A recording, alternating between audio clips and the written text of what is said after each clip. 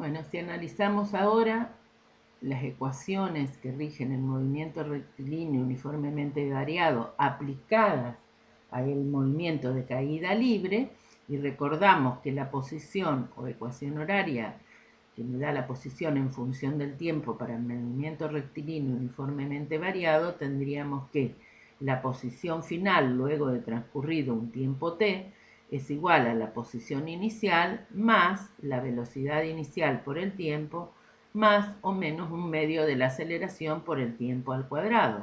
Y la velocidad luego de transcurrido ese tiempo va a venir dada por sumarle a la velocidad inicial lo que cambió la velocidad debido a que tiene una aceleración.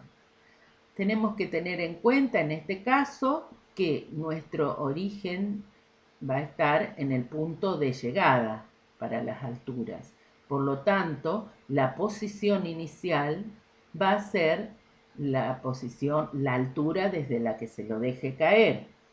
La posición final va a ser 0, la velocidad inicial va a ser 0 y la velocidad en cada uno de estos puntos va a ser hacia abajo, por lo tanto, de acuerdo a nuestro sistema de referencia, va a ser negativa, lo mismo que la aceleración. En el caso de la aceleración, sabemos que la aceleración con la que cae va a ser la aceleración gravitatoria y va a ser reemplazada entonces por la aceleración por el valor menos g.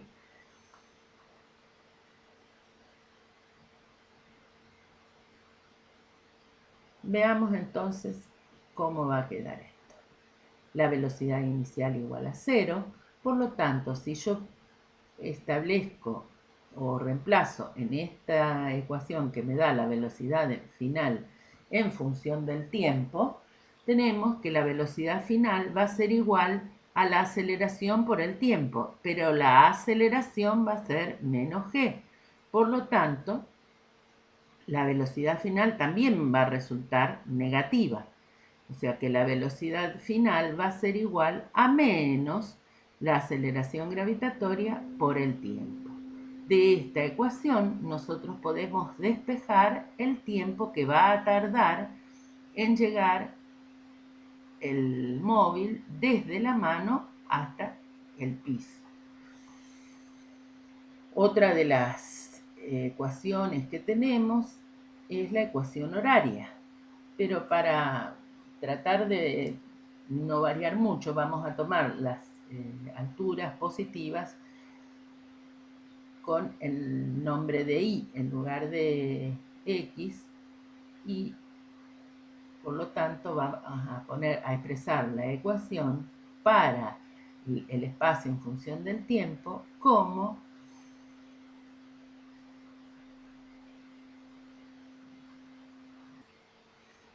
posición final igual a posición inicial más la velocidad inicial por el tiempo, y aquí cuando reemplazamos la aceleración, la reemplazamos por el valor menos aceleración gravitatoria, por lo tanto quedaría menos un medio de la aceleración gravitatoria por el tiempo al cuadrado. Si nosotros recordamos que dijimos que la posición inicial iba a ser igual a la altura y la posición final cuando llegue a la base de todo el movimiento va a ser 0, la ecuación horaria quedaría de esta forma, donde reemplazamos el tiempo por lo que hallamos anteriormente. El tiempo era igual a la velocidad final sobre g. Por lo tanto, si elevamos el tiempo al cuadrado, será velocidad final sobre g elevada al cuadrado. De donde llegamos a que la altura va a ser igual a la velocidad final al cuadrado sobre 2 veces g, porque este cuadrado de g se simplifica con esta g que está multiplicando. Todo esto matemáticamente. Pero ¿qué conocemos en general nosotros? La altura desde la cual se lo deja caer. Por lo tanto, al conocer la altura y sabiendo que la aceleración con la que cae es la aceleración gravitatoria, podemos determinar la velocidad final que tiene al recorrer esa altura h, que va a ser igual a la raíz cuadrada de 2 veces la altura por la aceleración gravitatoria. Por lo tanto, vimos que en caída libre lo que tenemos que aplicar son las ecuaciones del movimiento rectilíneo uniformemente variado a este caso especial, donde consideramos que la velocidad inicial es cero, la aceleración con la que cae es la aceleración gravitatoria, fijar nuestro sistema de referencia poniendo el cero para las alturas en el movimiento de arribo en el lugar a donde llegará el cuerpo, y en la posición inicial va a estar dada por la altura. Vemos que al transcurrir el tiempo esa velocidad va aumentando, pero negativamente, porque la aceleración también es negativa. Por lo tanto, si hay una aceleración para abajo y la velocidad es hacia abajo, va a ir creciendo. Es un movimiento acelerado. Depende de las condiciones que nosotros tenemos, si conocemos la altura, si conocemos la velocidad final, pero todo se reduce a trabajar con las ecuaciones del movimiento rectilíneo uniformemente variado, o sea, la ecuación horaria y la ecuación que me da la velocidad en función del tiempo, a un caso específico que es el de caída libre. Veamos ahora otro movimiento que se da también en la naturaleza, que se puede dar, que es el de tiro vertical. O sea, un cuerpo que va hacia arriba, lo lanzamos hacia arriba. Si nosotros lanzamos una tiza hacia arriba o algún cuerpo, ¿qué vemos? Que sube, llega un momento donde cambia de sentido y baja. En ese momento donde cambia de sentido, la velocidad se hace cero. Instantáneamente iba con velocidad hacia arriba, se hace cero y empieza a bajar. O sea, lo que hicimos acá es correr un poquitito hacia los costados, abrir para ver qué va pasando. Cuando sube, debido a que estamos en cercanías de la Tierra, sigue estando lo que es la aceleración gravitatoria.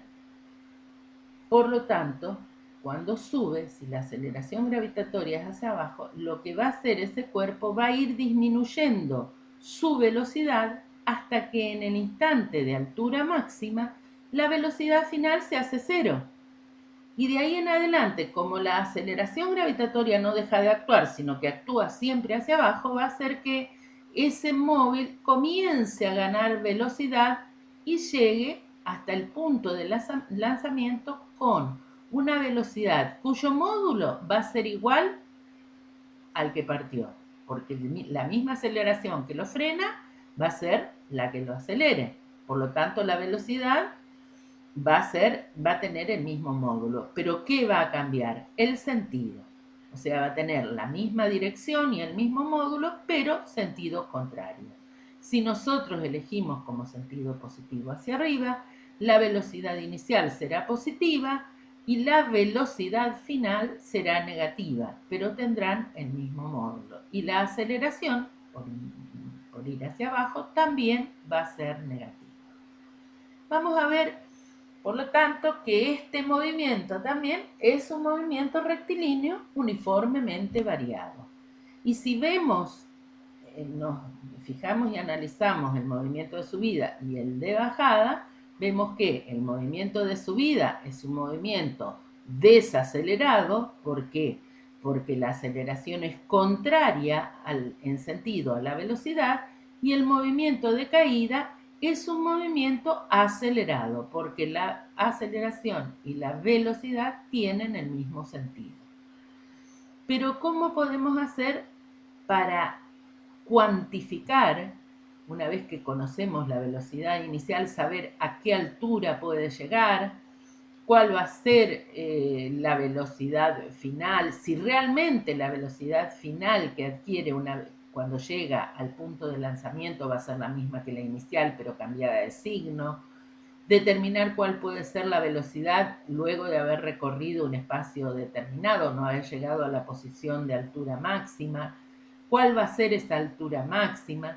Bueno, todo esto lo logramos siempre trabajando con las dos ecuaciones del movimiento rectilíneo uniformemente variado, teniendo bien en claro qué sucede en este tipo de movimiento, o sea, pudiendo esquematizar el movimiento y teniendo los datos que nos den para la resolución del problema.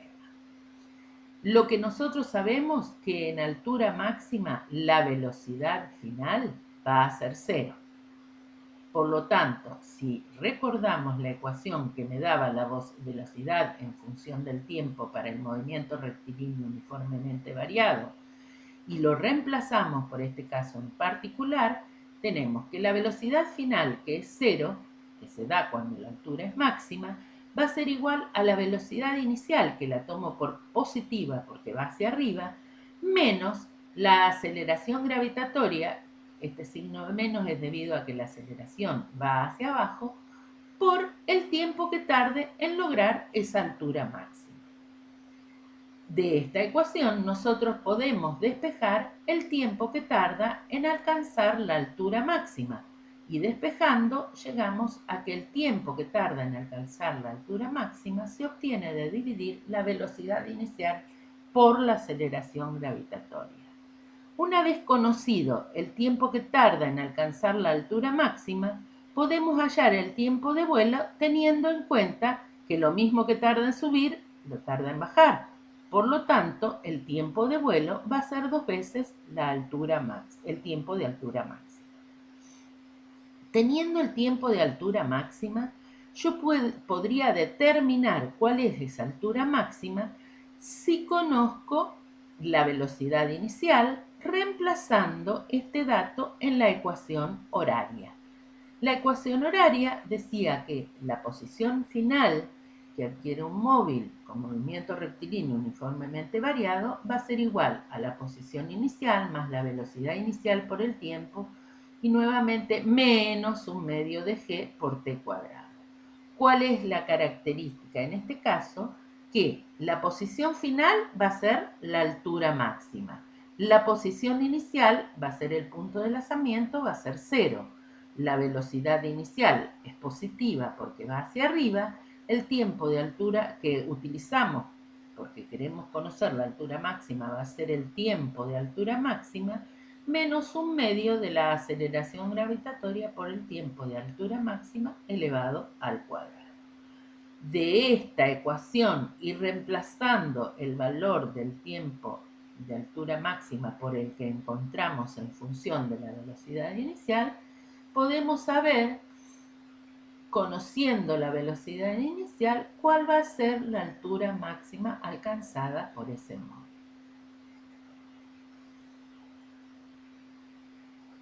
Si comparamos con la ecuación anterior, lo que hacemos aquí es reemplazar la velocidad, el tiempo de altura máxima por lo que habíamos hallado antes, que era la velocidad inicial sobre la aceleración gravitatoria, y operando llegamos a que la altura máxima va a ser igual a un medio de la velocidad inicial al cuadrado dividido la aceleración gravitatoria.